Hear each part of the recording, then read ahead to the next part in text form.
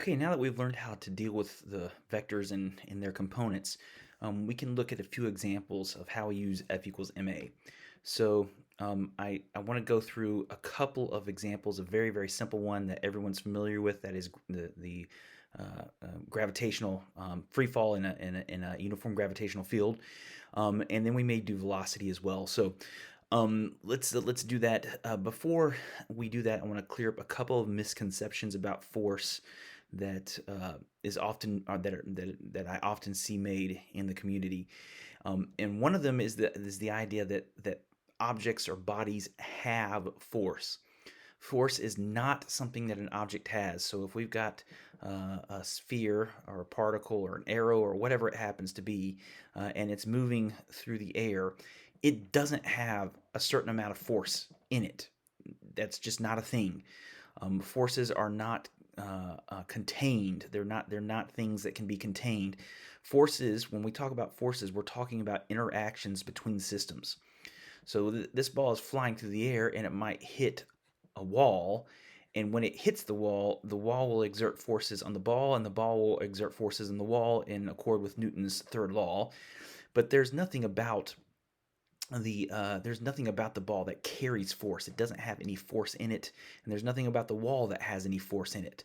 Um, the force is a way of describing the interaction between the ball and the wall when they connect with each other, and which results in a change in the acceleration, or acceleration and a change in the velocity of the ball. It bounces away somewhere else. So that's an important thing, because what you'll often read are things like the arrow has a certain amount of available force, and in somehow the momentum of the arrow quantifies the available force. I think the term that's often used by some proponents of high momentum archery is something like impact force, or something like that. That if you have more momentum, you have more impact force. That's just not there's It's just not a thing. It's like you're putting the right words into sentences that don't make sense. There's no such thing as an arrow having impact force. There is a force of impact, but that depends on the arrow and the substance that it's hitting, and the exact details of the whole situation. Nothing in the system has force. The force is a measure of the strength of the interaction between those two colliding bodies.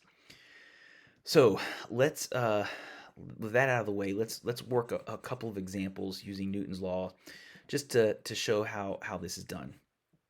All right, so the first example we're going to do is that of gravity. So here's what you have to do. Again, the process is always the same. You know the force. You determine the force through experiments. You do some experiments. You figure out what the force law is. Then you use Newton's equation to determine how a body under the influence of that force would accelerate. So what we're going to be looking at free fall. So we have some kind of object. Again, it could be a ball or something like that, and it's falling straight down. That's free fall. And specifically, we're looking at free fall with no air resistance. So free fall technically means the only force acting on it is the force of gravity. So we're not going to be thinking about drag or air resistance. We'll add that in at a later time. So the first thing that we always do is we try to figure out, we lay out a system of coordinates. So this is a three-dimensional problem. So what we're going to actually use here is a three-dimensional set of axes. We typically label the x-axis as coming out towards us, the y-axis as moving to the right, and the z-axis as being the one that's going up. And the reason we need to do this is because if force and acceleration are vectors, we need to be able to talk about their components, and we have to assign a coordinate system before we can do that. So the next thing is, what is the law of gravity for an object in free fall? And the law is that the force vector, is going to be equal to minus m times something that's called g. And g is just a constant vector. That's we call it the acceleration due to gravity. We'll see why we call it that in a moment, but it's just a constant. It's just, you think of it as just a constant. It's just like a constant number, except it's a constant vector. So what we're going to do is, the first thing we're going to do is break down f into its components. So what are the components of f? The components of f are Fx, that's the force acting in the x direction. Fy, that's the force acting in the y direction. And Fz, that's the force acting, obviously, in the up and down direction. And what is that? Well, what this equation says, is that F is minus m times g. So what we would have is this first component is going to be minus m times gx. The second component is going to be minus m times gy. And the third component is going to be minus m times gz. Now, from experiment, what you do is you determine what this g is. So the acceleration due to gravity, the constant acceleration due to gravity, what is that going to be? It turns out that the acceleration due to gravity has no component in the x direction. So in the x direction, it's 0. It has no component in the y direction. So in the y direction, it's 0. And it has one component in the z direction, and that is g. And it's about 32.2 feet per second. And now we would normally not use feet per second in the sciences. It's roughly 10 meters per second in SI units, but since everything in archery is done in English standard units, we'll use feet per second as our G here. So what we can then do is write down three sets of equations. We can write down that f of x is going to be equal to minus mg of x, but g of x is 0, so that's just 0. And this is just saying there's no force acting in the x direction, which is obvious. We have gravity. Gravity's pulling down. It's not pulling to the left or right or front and back. And the same thing is true of the f sub y. That is equal to minus mg sub y, which is equal to again 0.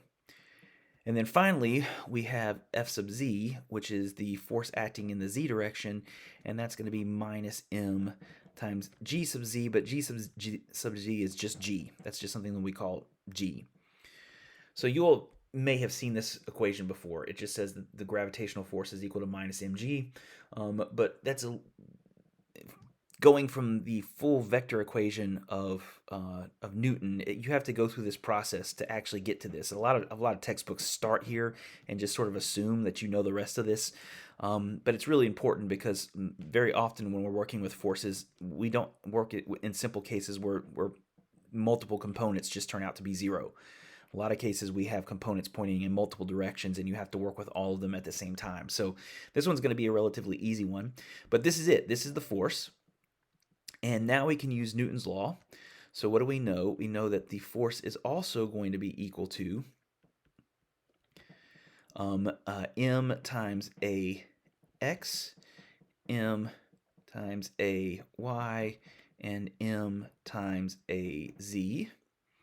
But we know these components are 0. This is equal to 0 because mgx, we've just said that f sub x is 0. And this one is also equal to 0. So we don't have to worry about those. There's no acceleration in the x direction. There's no acceleration in the y direction.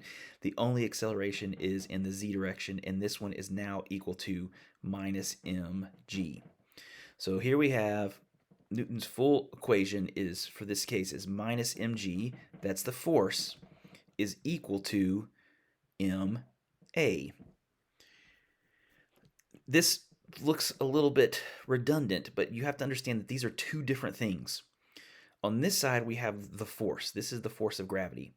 On this side, we have the response of the body. So what is going to happen to the body in response to being acted on by this force? So we have this force acting down. The force acting down is minus mg equals F.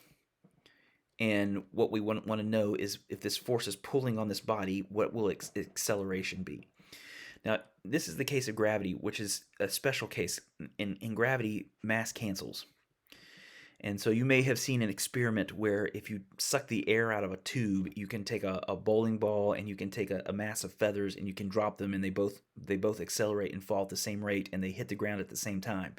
So even though they have the same amount of mass, the acceleration is constant and the mass cancels out. They both hit at the same time. So really we have this very simple, what looks like a very simple equation, minus g equals a. But here is really the beginning of the problem. A lot of times, this is where people don't understand what F equals ma is. F equals ma is not the solution to a problem. It is a little computer that lets you figure out the actual solutions to this problem. Notice nothing about this tells you where the ball will be at any time, and nothing about this tells you how fast the ball will be moving at any time. So let's write this equation in its full glory. Let's remember what a is. And this is technically a sub z, but we're just going to drop the z component because both of the other x and y are going to be 0. So we don't have to worry about x and y. We just are just going to call it a. And what is a? A is the derivative of the velocity in the z direction with respect to time. So this equation is actually more complicated than it looks. It's actually a calculus equation, and it says that the derivative of velocity in the z direction with respect to time is equal to minus g. And now we need to start doing some calculus. So what do we do? This is actually turns out to be a really easy problem to solve. So if you've had calculus, you probably can already see the answer. If you've not, we'll work through it anyway. But what we do is we multiply both sides by dt. We want our dv and our dt on opposite sides of the equal sign. So what we're going to end up with, our next step, I'll come up here to do it, is that we have dv, and again, I'm going to drop the z because it's the only component of velocity is the one going down. dv is equal to minus g dt. And then we do something called integrate. And so what we do is we integrate on both sides of the equation. And this basically says this is the small change in velocity as you go through a small change in time. And what we're going to do is add up all of those small changes to get the overall change in velocity from point 1, wherever we start our stopwatch, to point 2. And same thing here from point 1 to point 2. Let's actually not use 1 and 2. That can be a little bit confusing. Let's use initial and final. So this is our initial point when we start the ball falling, or when we start our stopwatch. This is the final point. This is the initial point, and this is the final point. So we're going to add up all the little changes in velocity and go from what the starting velocity was to what the final velocity was. And we're going to add up all the little changes in time and go from the initial time to the final time. And you would have to take some calculus classes to know how to do this, but it's really pretty straightforward in this particular example. What we end up with is v final minus v initial. So on this side of the equation, we just have, well, if we add up all the changes in velocity, then this whole term is just the difference in velocity between when we started and when we finished. So final velocity minus initial velocity is the change in velocity over this time period, and that's exactly what this thing says. This minus g gets pulled out, so it's actually just going to be minus g here. And the dt becomes the exact same thing. We're going to multiply g by t final minus t initial. Now here we get to make some choices. And we're going to make the choice to set our initial time equal to 0. And this is just simple. We just say that we start our stopwatch at the beginning when we first notice the ball falling, or at the first point that we're actually interested in how it's falling. That's when we start our stopwatch. So it just makes life easier. You don't have to do this. You still get the same kind of the correct equations, but it's nice to just get rid of this. And then we don't have to keep up with TF and TI. We can just get rid of the TF and just talk about T. So T is just the time that our stopwatch reads. Time initial, it reads 0. TF, it's whatever time we're interested in after we see the ball start falling. Okay, and so what we end up here is, if we rearrange this, we end up with the final velocity is going to be the initial velocity minus the acceleration times time. So if you've ever studied any free fall equations, you'll recognize this. This is the equation that tells you how the velocity changes. If you know the initial velocity, you simply subtract from it the acceleration due to free fall, which is 32.2 feet per second, times the time. So you could put in here 5 seconds, you could put in here 10 seconds, you could put in here 12 seconds. And if you know your initial velocity, this will tell you what the new velocity is after that amount of time. So this is one of those things where you could calculate, well, if I drop a penny off the side of the Empire State Building, how fast will it be going when it hits the ground? Well, assuming no air resistance, then all you have to do is say, well, it starts off with no velocity, and then you just take 32.2, negative 32.2, and multiply it by how long it takes to hit the ground, and that will tell you how fast it's going. Okay, so that's not quite finished. We're not done because this equation is for velocity. What we would like to know is if I wait 5 seconds, how far will it have fallen? What is the distance that it will fall? So to do that, we're going to sort of repeat this entire process. So I'm going to erase some of the stuff that we have here. We're going to repeat this entire process of doing an integration. And we'll repeat this, but remember now that v is the derivative of position. Well, we're using the z position, so let's use z because we're falling down with respect to time.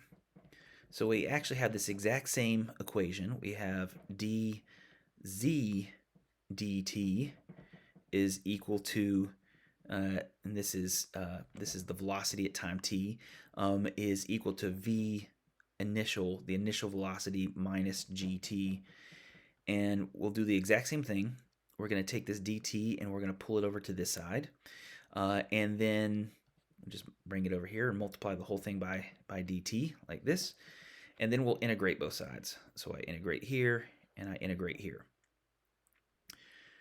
Okay, so integrating this side is exactly the same. Z final, that's our final location, where on this z-axis we are, minus z initial, that's the location that we started our stopwatch. So zf minus zi is just how far the ball falls. Okay, so zf minus zi is just how far the ball falls. That's what's on the left-hand side.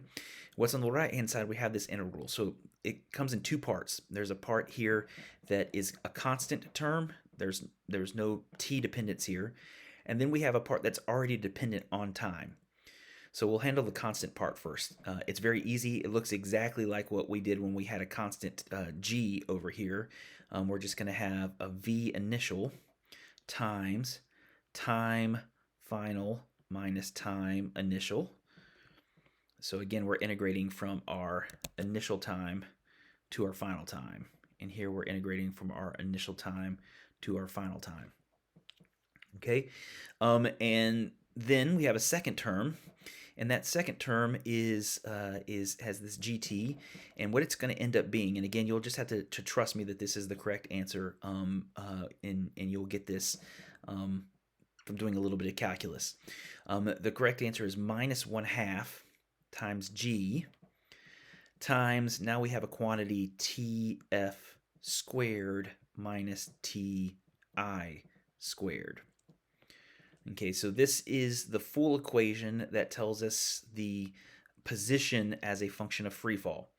Now what we'll do is, again, we'll set ti equal to 0. So this term equals 0 and this term equals 0, and let's rewrite the equation. And what it says is that z final, the place that the ball will end up, is going to be equal to z initial, where does it start, plus its initial velocity times the time.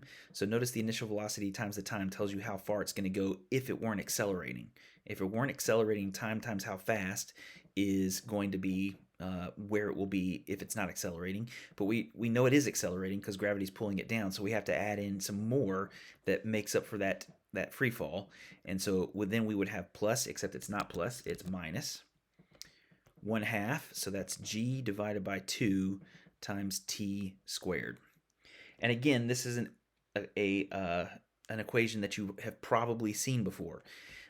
If you know the initial location of the ball and you know how fast it's initially going, then you can plug in the initial location, how fast it's going, and any time t, 5 seconds, 2 seconds, 3 seconds, 100 seconds, plug that in along with g, which is 32.2, and what you will get is where the ball ends up. So this is how you would calculate, these two equations are how you would calculate how fast the ball is falling and how far it's fallen after a certain time t.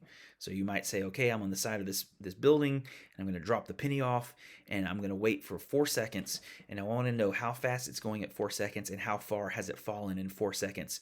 These two equations would tell you that.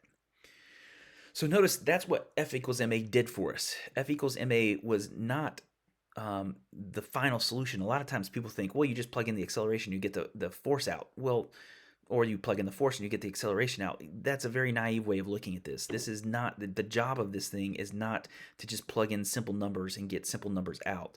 The job of this thing is to set up these equations, which are called differential equations, and we use these differential equations to solve for what are called the equations of motion. These are the equations that actually determine how these bodies will fall or accelerate under this force. Now, if you change the force law, if you have something where F is not minus mg, but it's something else entirely, some other examples of force laws would be, for instance, the force of a spring, and the force of a spring is minus kx. You also have, for instance, the drag force. And in ballistics, the drag force is equal to minus some coefficient, I'll call it c, times v squared. So that is a completely different looking force law than this one is, and there are other force laws that are very, very different from these.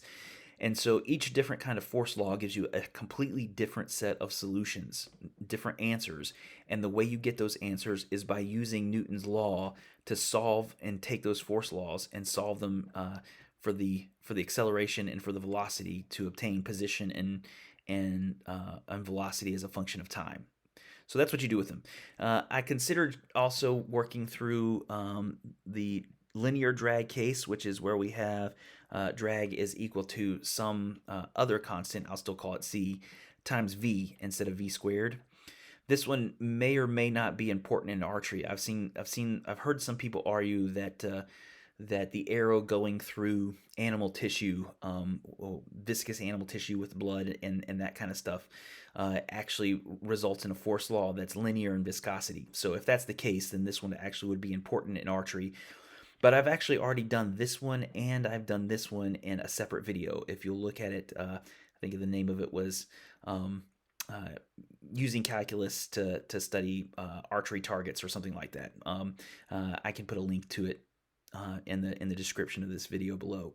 So you can go through. I go through this exact same process, but I do it for the case of kinetic friction, of sliding friction, constant friction, and then the linear case of velocity and the quadratic case in velocity. I solve all three of those problems. It's a long video, but it does show you the solution and how we use those problems, or how we use Newton's law to determine those kinds of things. So this is the way that Newton's law is actually used in physics. It's not just a simple F equals ma. You plug in an A and you get out an F. That's the most naive way of thinking about it. It's also not something that says that how your arrow is accelerating or how your arrow is moving determines the force. That's completely wrong. You have to figure out what these force laws are. You have to figure out which one of these applies to your system. And once you know which one applies to your system, you then use F equals ma to discover these kinds of equations. So that's the process that we use in physics, and that will help us understand some of the things that we're going to be looking at a little bit later in this playlist on the physics of archery.